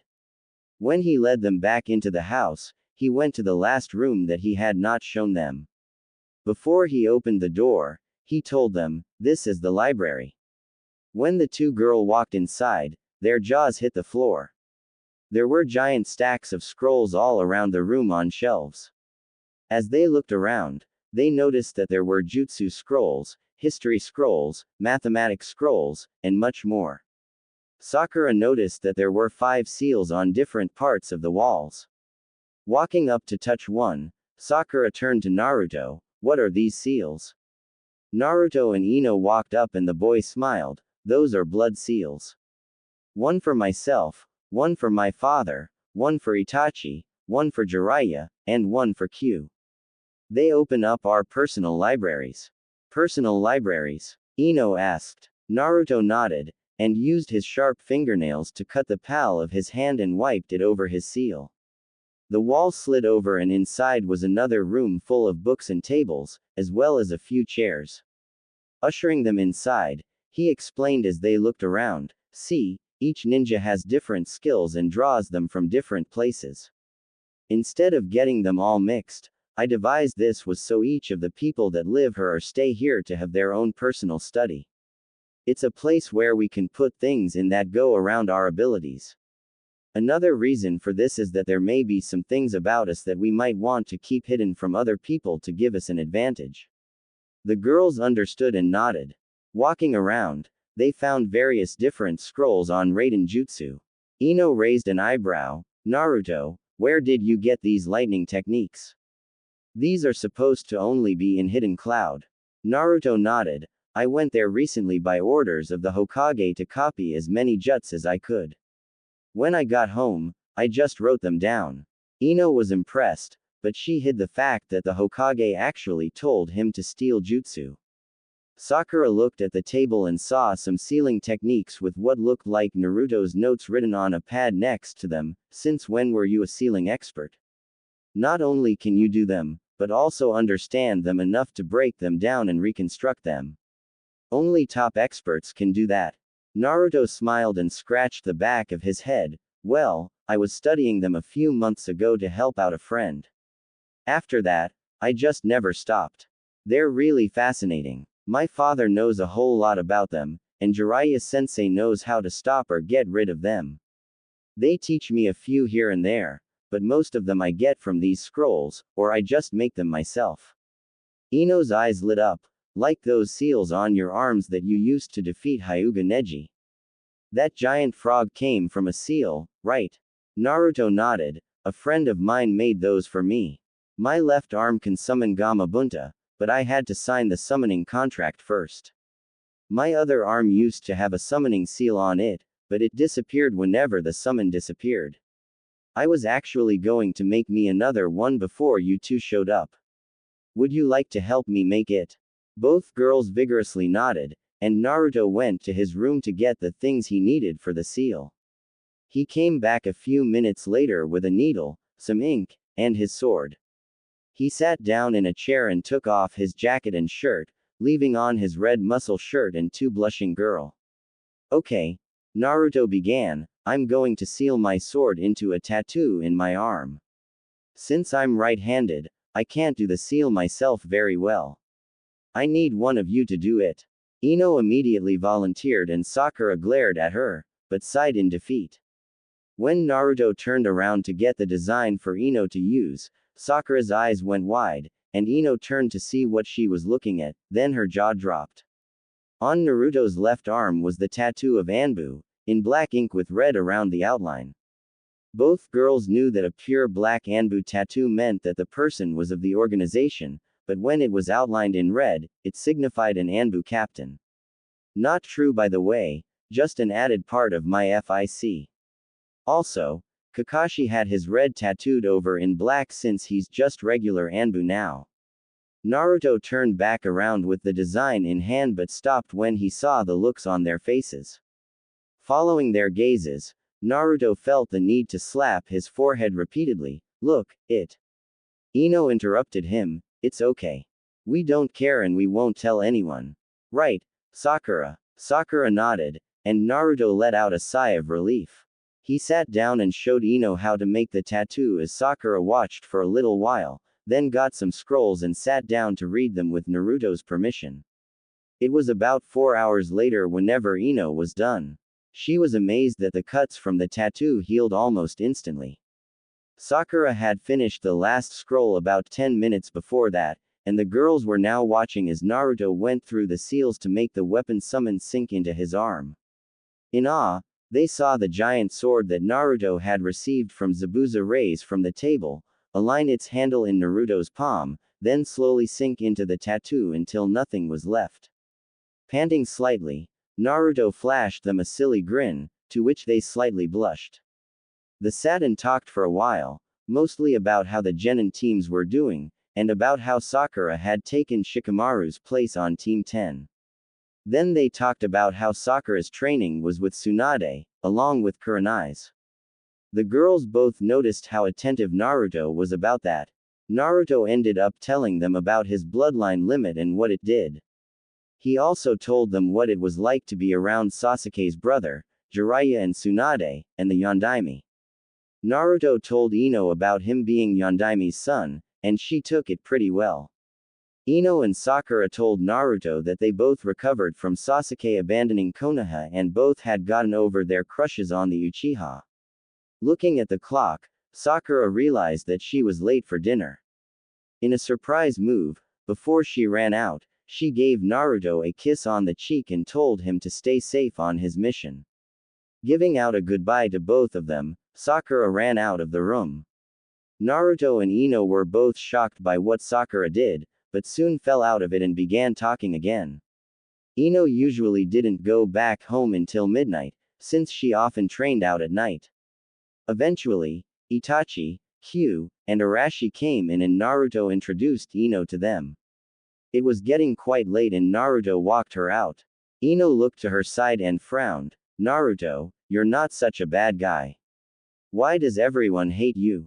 Sighing, Naruto stopped and looked at her. Ino, look, I don't really feel like telling the story right now, and it would take hours. Here's what I'll do. Go talk to Sakura tomorrow. Tell her that I said that she can tell you about me. She'll know what it means. Also, I'm free tomorrow afternoon. If you still feel like it after you heard the story, why don't you come by and we'll go out for ramen or something, okay?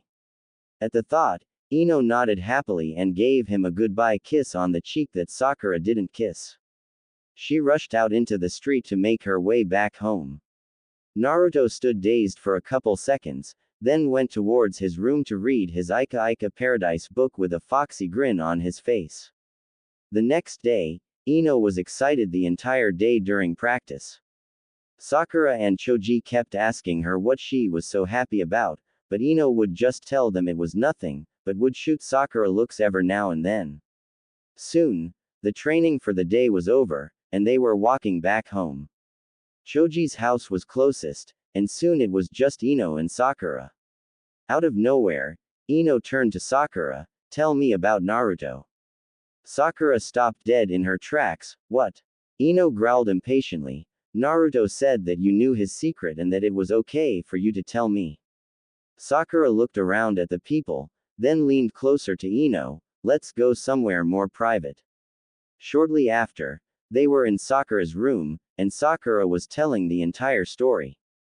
Ino listened as Sakura told her about Yondaime sealing Kyuubi into Naruto, the village's hatred, the mission to Wave, the fight with Orochimaru during the second test, Naruto quitting the team to go to Wave Country, finding Itachi, Naruto's deal with Kyuubi. Then went on to explain Naruto being a Sannin, calming down Shukaku, Naruto becoming the new Kyuubi, the old Kyuubi turned human by Naruto and who Q was, plus all the things up to where she knew Sasuke holding a demon as well, Naruto almost becoming Godime Hokage before Tsunade, Orochimaru dying, and Arashi coming back to life. Ino sat there stunned. Never had she ever hear a story so exciting, so weird. It was so much to take in. She remembered little Naruto in the academy and knew that she was just as bad as everyone else. She'd make it up to him. Somehow. Ino looked over at Sakura. "I got to go. Thank you for telling me." When Ino got up and ran to the door, Sakura grabbed her arm. "You like him, don't you?" Ino froze with her hand on the doorknob. I think so, I'm not sure." Sakura let her arm fall. "I do. Does this mean that we're rivals again, Ino? Are we going to have to fight for him?" Ino turned around to face her friend. Sakura had tears running down her face. Ino stepped forward and grabbed the girl into a hug. "No, Sakura. I don't know what will happen, but we'll think of something, okay? We're both two to not get what we want." Sakura sniffed and giggled. "Thanks, Ino." Ino smiled. "There we go. You know what? Naruto invited me over to get some ramen later. How about you come with us? We'll make sure that Naruto can't resist our charm. He'll love us both. How would that work, Ino? Share him." Ino laughed. "Why not? With his energy and attitude, I know that I can't handle him myself." Sakura sighed a little. "Naruto is too innocent for that." The blonde smile. "Well, let's just focus on being his friends first." After Ino and Sakura got ready, they went to Naruto's house. While he was surprised that Sakura was there, he welcomed her and the three left to go eat some ramen. It was fun. They sat and talked about more nonsense, like how they heard that Shikamaru hooked up with Tamari. Though Ino said that she doubted that it was true. Shikamaru was too lazy to date someone. Their meal was cut short when an Anbu came into the ramen stand, and headed straight for Naruto. The cat-masked Anbu bowed slightly. "Naruto-sama, the Hokage requests your presence immediately. There is someone there that she wants you to see." Naruto nodded. "Thank you. You're dismissed." The Anbu disappeared, and Naruto turned to Ino and Sakura. "I'm sorry to cut this short, but business calls." They nodded and Naruto teleported away in a puff of smoke. Naruto walked into the Hokage tower and nodded to the secretary as he walked part into Tsunade's office. Opening the door, he walked into the room and noticed that Tsunade was talking to someone.